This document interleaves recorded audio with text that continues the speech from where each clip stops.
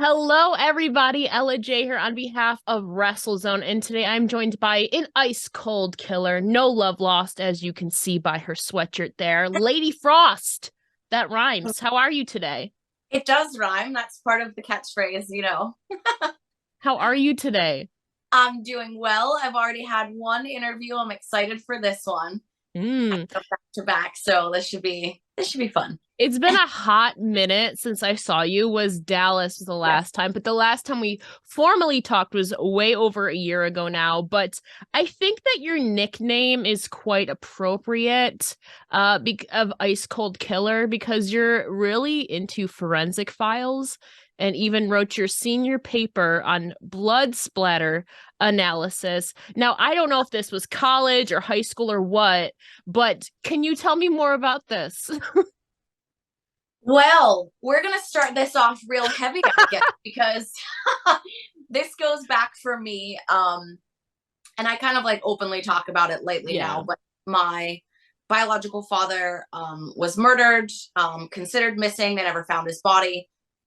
So I think early on I was enamored with forensics, and like I wanted to solve things, right? Like I didn't have answers there. So um yeah, I think I just got into forensics early on with like solving crime, and blood spatter was one way that they would, solve crimes. Like, Yeah. where did it come from? Was it blunt force trauma? Was it a miss? Was it a spray? So yeah, it was a high school paper actually, for senior year. But yeah, I did a little deep dive into blood splatter analysis. So Now where would you, I'm sure, okay, I don't want to age you. But please so don't.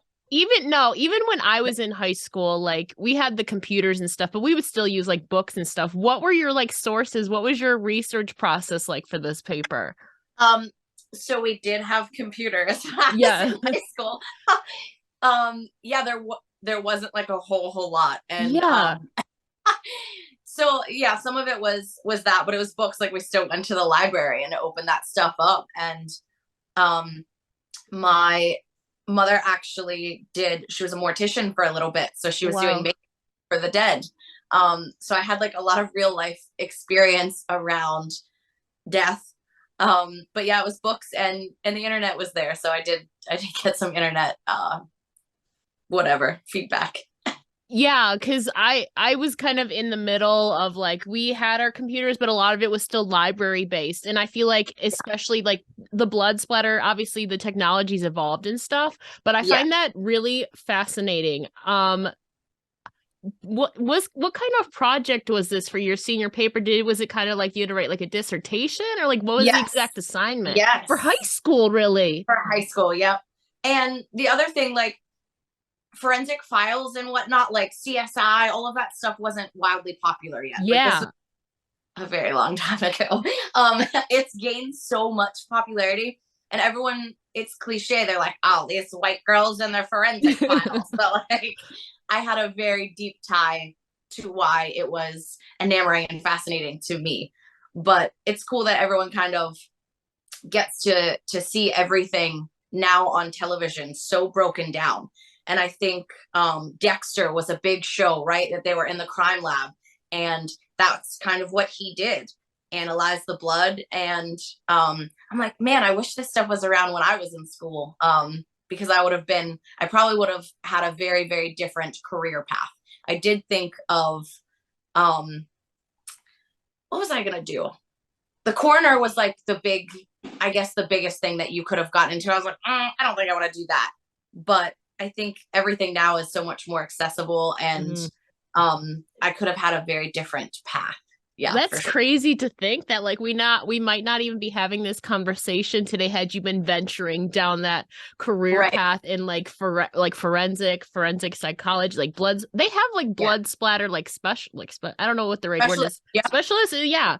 yeah, I'm sure there's all different niches, departments in like forensics and obviously in yeah. crime too. You obviously mentioned forensic files. I know that's very high up on your list. I've seen you tweet about it multiple times. What would you say are maybe your top 3 or 5 crime shows or crime dramas that you've been enjoying? So I did love Dexter. It was hard not to love Dexter. What else? Forensic Files is more like what put me to sleep. Like the guy that narrates, his voice is just soothing to me. Okay. Like it's so soothing. Mhm. I did like um crap, what show was it? It was so popular. I can't think of the name Is of it it. Listen, still around today or no? all of the reruns are, but it's not current. There were Okay, so probably it's a not like million. it's not like Dateline or anything like Spencer. that. Spencer was the Oh, guy who was like the nerdy. Do you know what show I'm talking about? Darn it. You know I'm gonna look it up after we're done here. I get kicked in the head a lot, so I can't think. I can't give you any others right now. okay. Okay. I would it's okay. There's so many of them, like all the Law and Order series, X-Files, there's all of this stuff. There's Dateline that still runs. Like there's like what's it called? ID Investigation Discovery that I watch. That There's a channel. yeah. That so the series that I'm talking about runs on ID all of the time. Mhm. Yeah, there's X-Files a was lot great. of them in there. There's a lot of them on ID. They sometimes put them up on Hulu, or I'll just watch a bunch of them on YouTube. I don't know a lot. There's so many shows on ID though, so it's kind of hard to get them right all the time because they're on like Yeah. the same genre. But I catch your vibe. She's not Okay. gonna let this go. I'm not gonna let it go. Like it's gonna eat me this whole interview. Maybe it'll come to you, and if you do, just feel Yeah. free to interrupt me at any point. Right. I'll be like shouting. You have to Google Spencer Reed. Put Google Spencer Reed for me. Spencer Reed. Oh my Yeah. gosh. I may have had a crush on him a long time ago. From Criminal Minds. Show.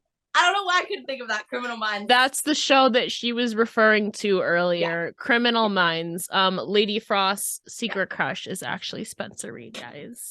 But no, I'm admittedly, I haven't watched a lot of Criminal Minds. I'm more of a Law and Order girl, but it's all in the same genre. I mean, I'm just into it.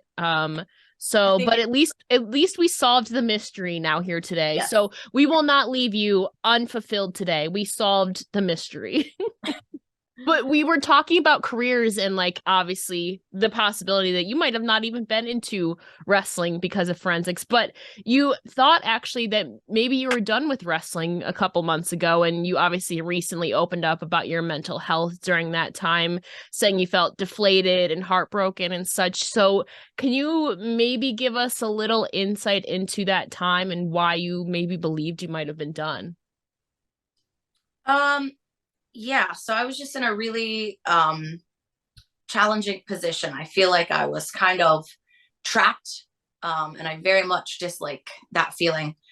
And when your future is uncertain and you're unhappy with where you're at, I feel like I was just very low in confidence and self-esteem. I didn't know if I was worthy of being a wrestler. I just kind of felt like everything was going wrong, and I don't know, I was at a point where I was like, I just want to be happy, and wrestling has taken so much from me. I feel like happiness is always the number one priority, and if I couldn't be a good wife, a good mom, a good daughter, a good human, then it wasn't worth it. Wrestling wasn't worth my mental health, and I didn't really see a way out of where I was at. So I was like, well, if I'm going to be stuck here, maybe I just don't wrestle.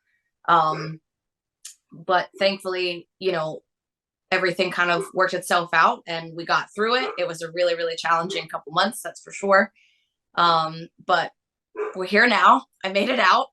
It's easier, said than done. But, I had good people by me and supporting my decisions. And even my husband was like, if you want to be done, then you can be done. Like, he fought me, long enough. And it was just like, I want to see you happy. So I really did. I had the conversation with him that I was like, I think it's time. And then I got a call from Mexico. So here we are. You did. We'll get into CMLL a little bit later, but what do you think maybe felt rejuvenated your love for wrestling again? Or, I mean, obviously you had a good support system, or what centered you back mentally from being away from the ring for 3 months? So I wasn't on TV for 6 months. Yeah. I did a couple independent shows, but it was Mexico that really just got me reignited. They let me be me. They let me go and ball out. I think it was, you know, my style of wrestling. It's fast paced, it's athletic. Um, and it was just insane the way their fans appreciate the wrestlers. The arena is huge and fantastic. And um, you know, the fan support was crazy. Like I got a really good reception there. And I think it just made me understand like, hey, I can do this. I'm actually an okay wrestler, right? Like I don't suck. So it felt good. It was crazy busy. It was like chaos. I had 5 shows in 7 days.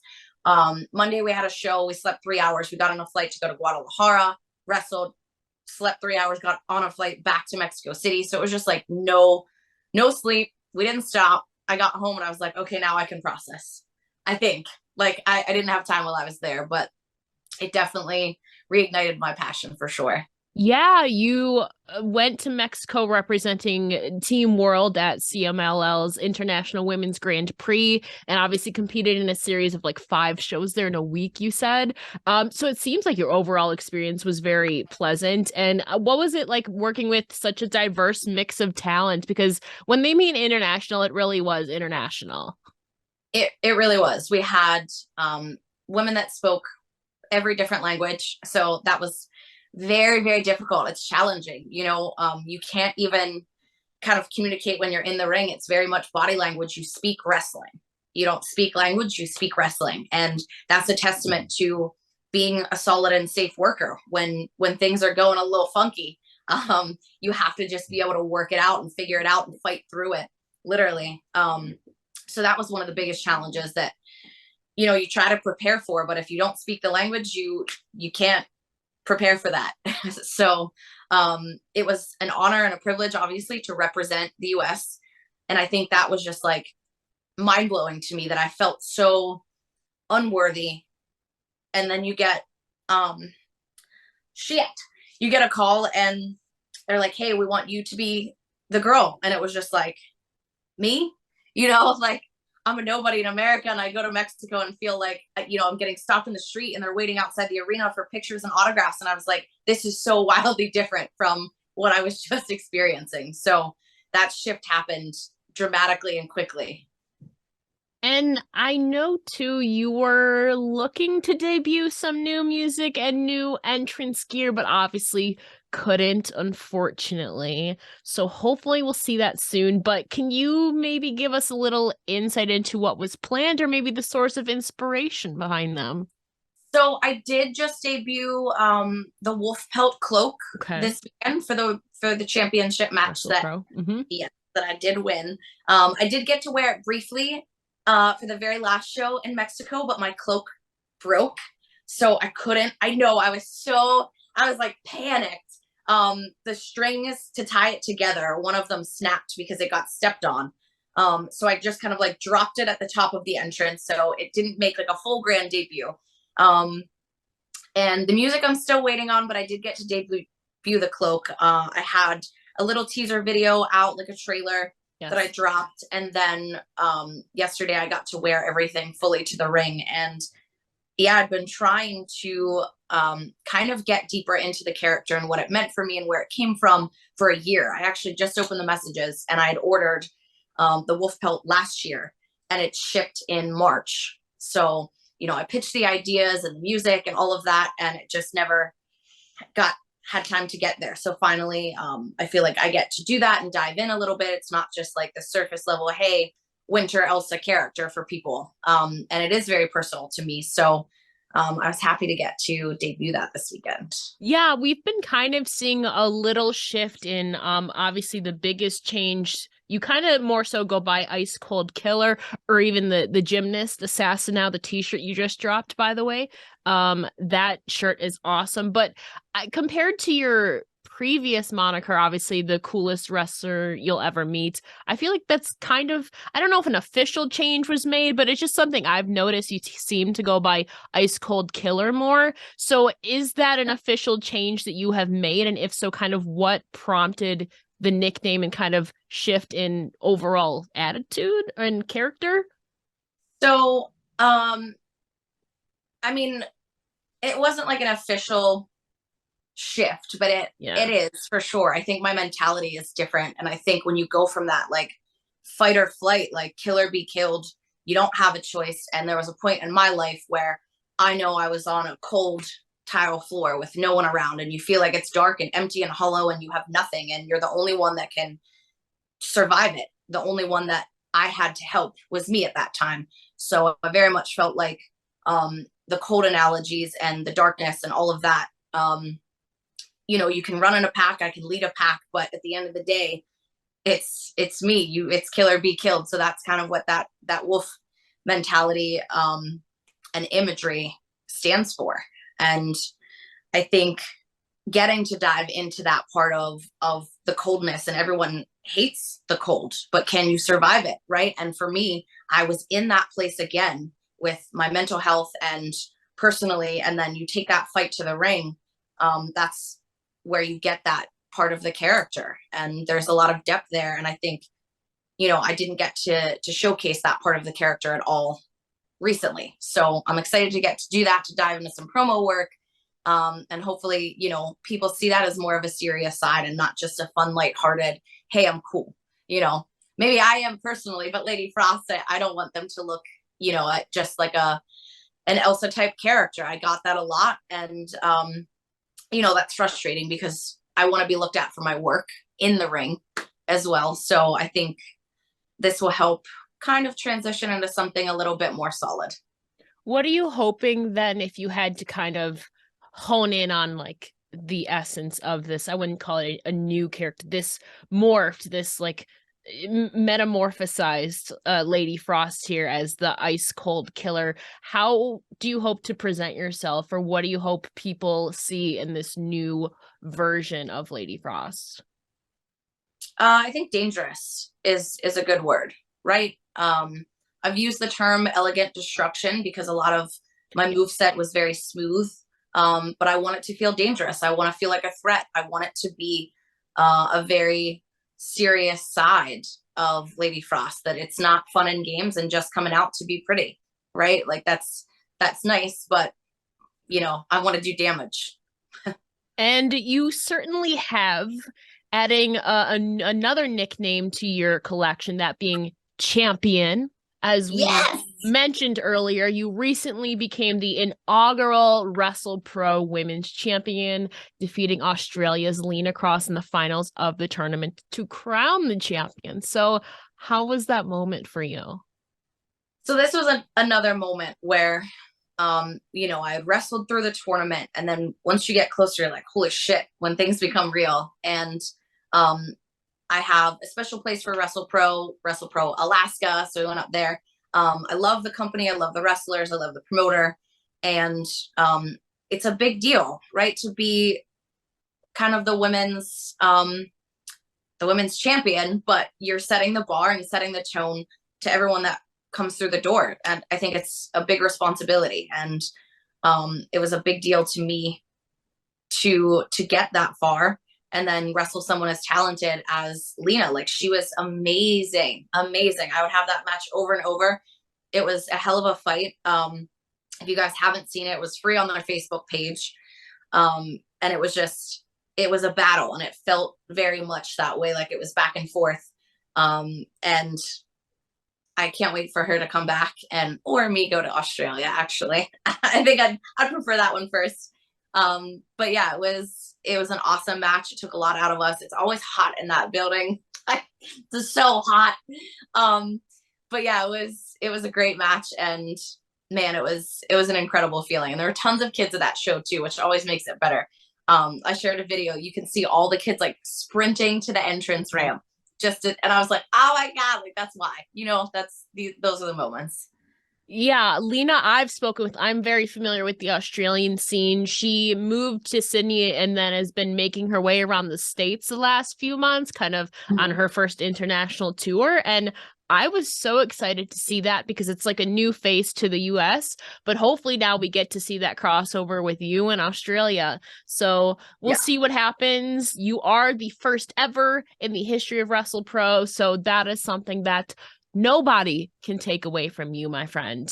Yes. And you talk about kind of epic matches, epic bouts. We do a watch list feature here on WrestleZone. So maybe over the last year or so, is there a particular match or moment that you feel really proud of or that stands out to you?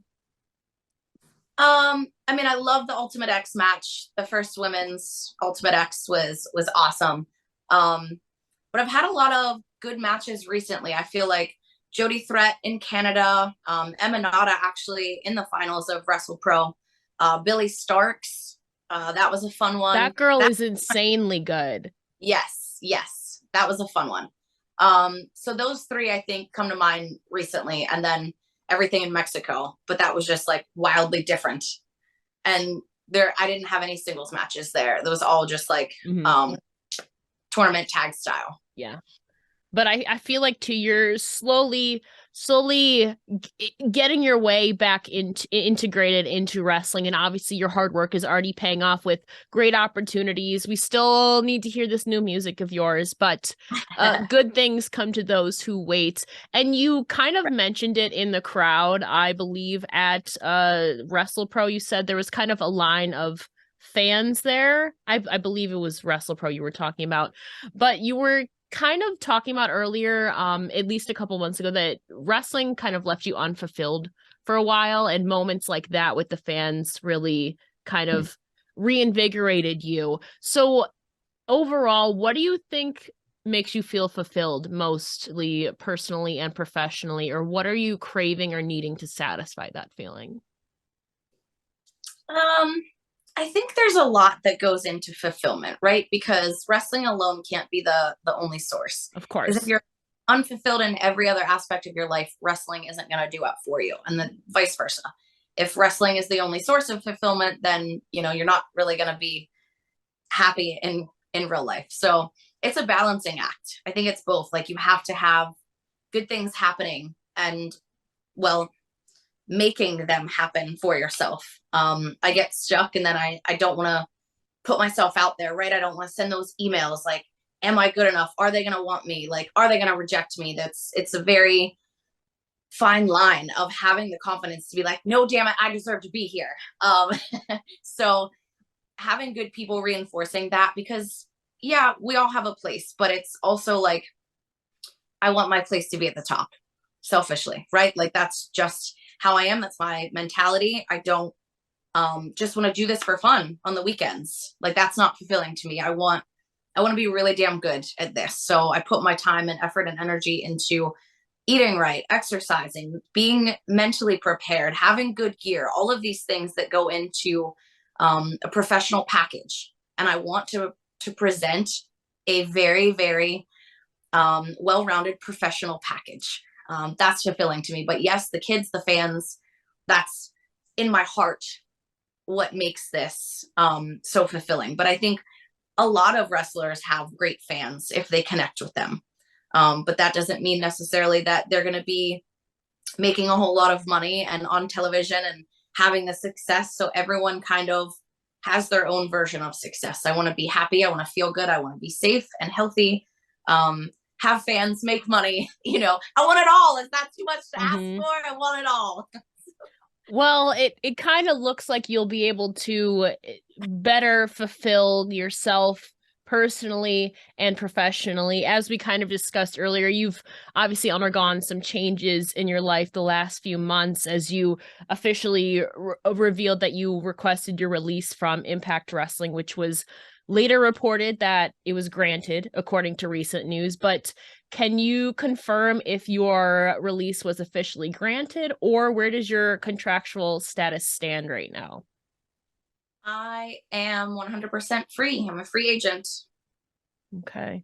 And we look forward to everything that you have in store. And you said a couple months ago you didn't know what was next for you, but since then you've managed to grasp a sense of what may or you hope to lie ahead. So, what do you kind of hope lies ahead for you, or what do you have planned personally and professionally? Well, I head back to Mexico in a couple weeks. I will be in California this weekend, first time on the West Coast, officially wrestling. And then I have another international debut in 2023, and I hope to have a bunch more of those. So that's the goal right now. I think traveling, getting my name out there in different countries, wrestling new people, fresh talent is very exciting to me. I'm not really focused on television or contracts per se. I just want to be fulfilled inside the ring, and travel.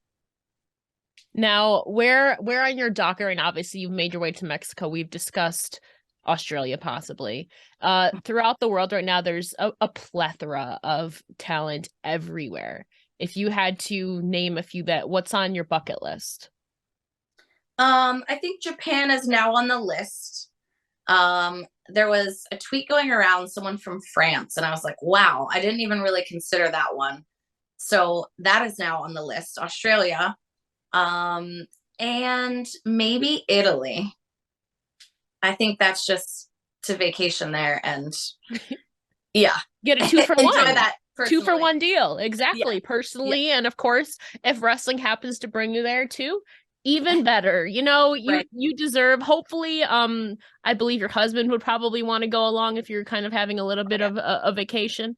Yeah. Bring him along too.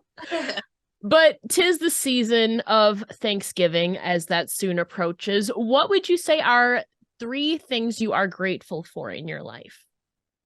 My dogs. I'm very big on my dogs right now because when you're away and you miss that, just un what is the word? Unconditional. Oh my gosh, I can't think today. It's okay. Unconditional love, all day and all night. Like I'm very thankful for my dogs, but my family, it's my dad's birthday today, and I'm thankful that he's here. I get to see him, to have, well, if I guess if you listen to the first half of this, he was my stepdad, I guess you could say, but I call him dad. He's been my dad, since I was little. So I'm very thankful that he's here with me. And of course, my husband. But I'm grateful that I'm still able to live my dream with my husband, right? Like, do both. I think it's challenging for a lot of people if they're not in the industry with their spouse. But we've made it almost 7 years together. So I think we're doing all right. I'm very thankful for that. And this year is the first year in like 5 years, I think, that we get to host Thanksgiving at our house. So yeah, it's a lot. It's gonna be stressful. He has a very large family. Like my side's pretty much just my dad. We have a couple other people. My aunt, she's in Charlotte. But my husband's family is insane and large and loud, and he's one of 7 children, and I'm an only child. So the first time I was there, I was like supremely overwhelmed. Like, holy crap, there's so many people here. There's so many like loud noises.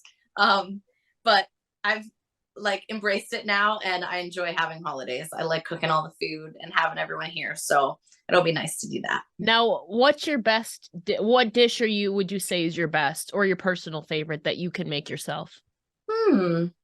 I make a chocolate chip cheesecake that everyone really likes. Yep. And then I'll make Oreo and peanut butter brownies. I'm coming to your house. But like, I'm a mashed potato lover. Like, I take my mashed potatoes very seriously. I like them very, very smooth. And I'm an advocate for sour cream in my mashed potatoes, not a whole lot of butter, and some garlic salt. But that's like an easy one. Mashed potatoes are easy. But I think 5 years ago, I made like 8 different side dishes and the turkey and stuffing. Holy moly, girl. And the dessert. Yeah, I don't play around. No. Yeah, like I said, I'm coming to your house this year. I'll be there on time. You just let me know a time. Doors open for you.